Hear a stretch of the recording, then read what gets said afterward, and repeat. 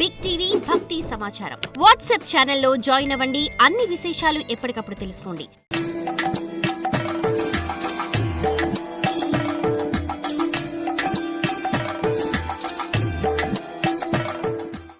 ఆత్మనివేదనము అని 9 భక్తి 9 రకాలు.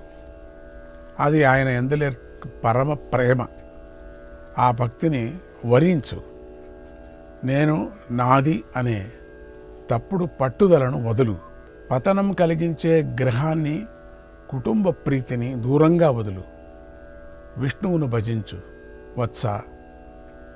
వీడు పరాయివాడని, వీడు స్వంతవాడని బుద్ధిభేదాన్ని ఎవరు కలిగిస్తున్నారో ఆమెయే మాయ. ఆమె ఎవరి ఆధీనంలో ఉందో ఆ విష్ణువును భజించును. ఆయనలోనే దృశ్యమంతా ఉందని భజించు. అన్నింటిలోనూ ఆయనే ఉన్నాడని భజించు. మనస్సుతో సోహమని భజించు. సచ్చిదానందుణ్ణి నేనే అని భజించు. ఇలా నారద మహర్షి గర్భస్థ శిశువుకు బోధించాడు.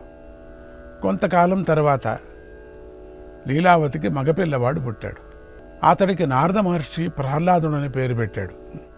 ప్రహ్లాదుడు అంటే ఆనందించేవాడు, ఆనందింపజేసేవాడు అని అర్థం. అటు హిరణ్యకశిపుని తపస్సు తీవ్రమై ఒంటి చుట్టూ పుట్టలు పెరిగాయి.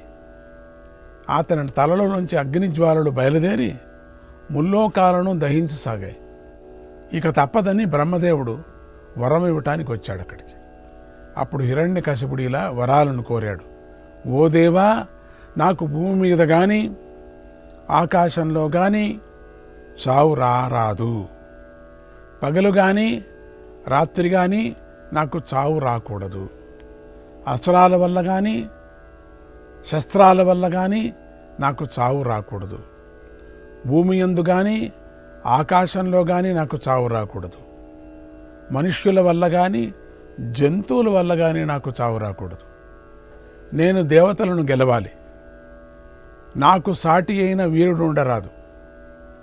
నేను త్రిలోకాధిపతిని కావాలి.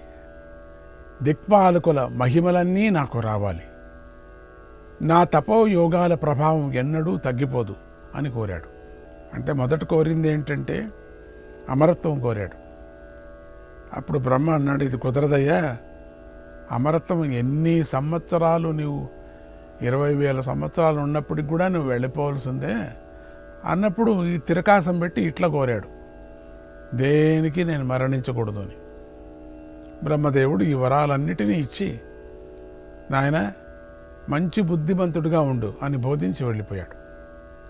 హిరణ్యాక్షుడు ఇంటికి తిరిగి వచ్చేసరికి ఇంద్రుడు చేసిన దురాగతం తెలిసింది. అతడు దేవతలపై కోపించాడు.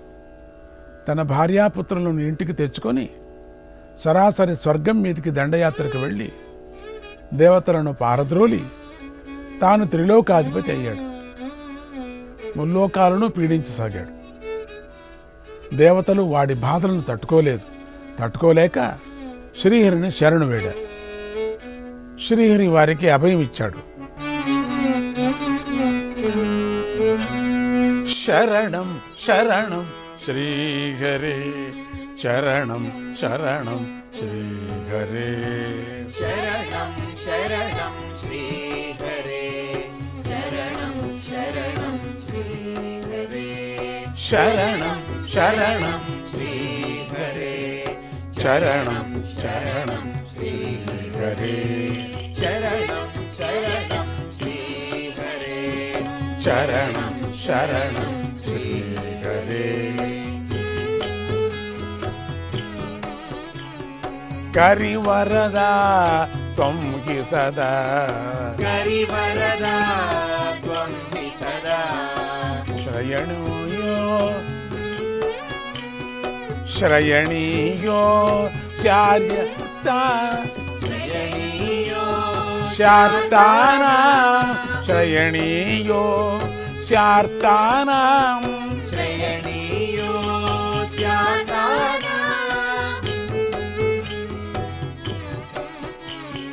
నత శుభదా త్వం హి సదా, నంద శుభదా త్వం హి సదా, స్మరణీయో భక్తానాం స్మరణీయో భక్తానాం శరణం శరణం శ్రీహరే శరణం శరణం శ్రీహరే శరణం శరణం శ్రీహరే శరణం శరణం శ్రీహరే లబ్ధవరో ధనుజోయం లబ్ధవరో ధనుజోయం బహువేత్తాప్య సదాత్మా బహువేత్తాప్య సదాత్మా బహువేత్తాప్య సదాత్మా హరివైరాత్ హరిభక్తా హరివైరాట్ హరిభక్త మత సాధు పీడయతి మత సాధూన్ పీడయతి శరణం శరణం శ్రీహరే శరణం శరణం శ్రీహరే శరణం శరణం శ్రీహరే శరణం శరణం శ్రీహరే దేవేషు వేదేషు వేదేషు దేవేషు విప్రేషు త్వయి గోషు విప్రేషు త్వయి ఘోషు ధృతవైరం బహుక్రూరం ధృతవైరం బహుక్రూరం దహి కనక కశిపుమరం జనక కశిపుమరం శరణం శరణం శ్రీహరే శరణం శరణం శ్రీహరే శరణం శరణం శ్రీహరే శరణం శరణం శ్రీహరే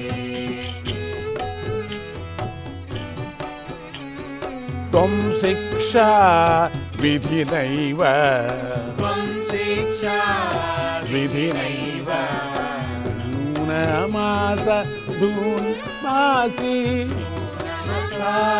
ధూన్ పాసి నూనమస ధూన్ పాసి నమసాధూన్ పాసి సాధూన్ పరిపాసి అత సాధు పరిపాసి సచ్చిదానం దద కృపయా సచ్చిదానంద కృపయా శరణం శరణం శ్రీహరే శరణం శరణం శ్రీహరే శరణం శరణం శ్రీహరే శరణం శరణం శ్రీహరే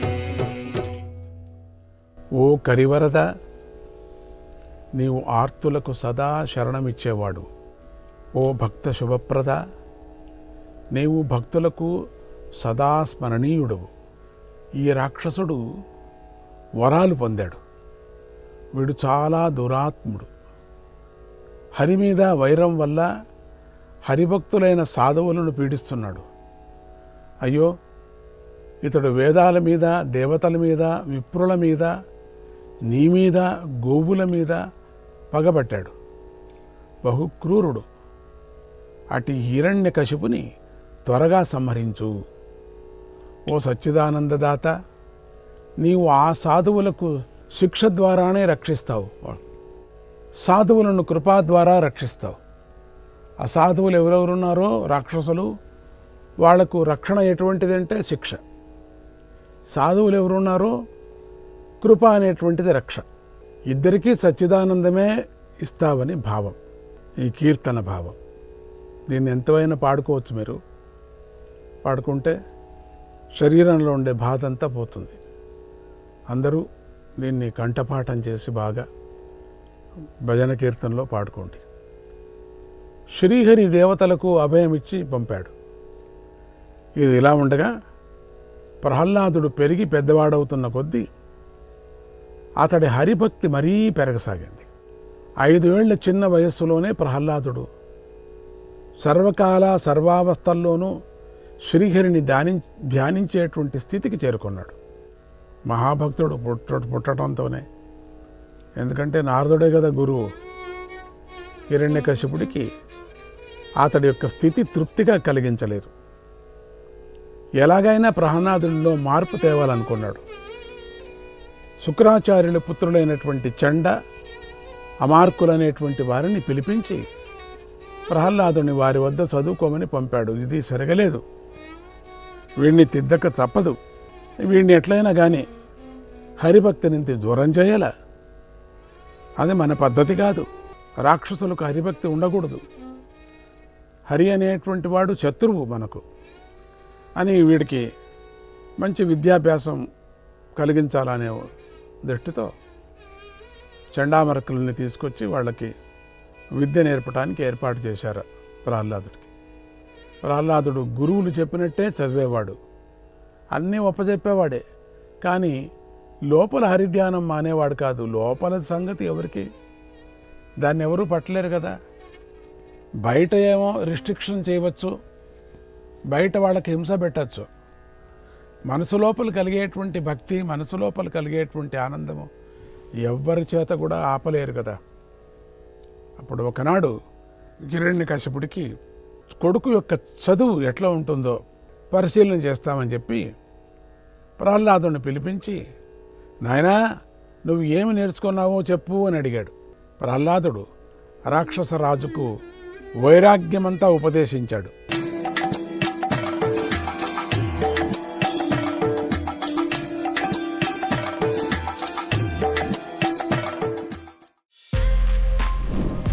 For more videos like this, subscribe Big TV channel.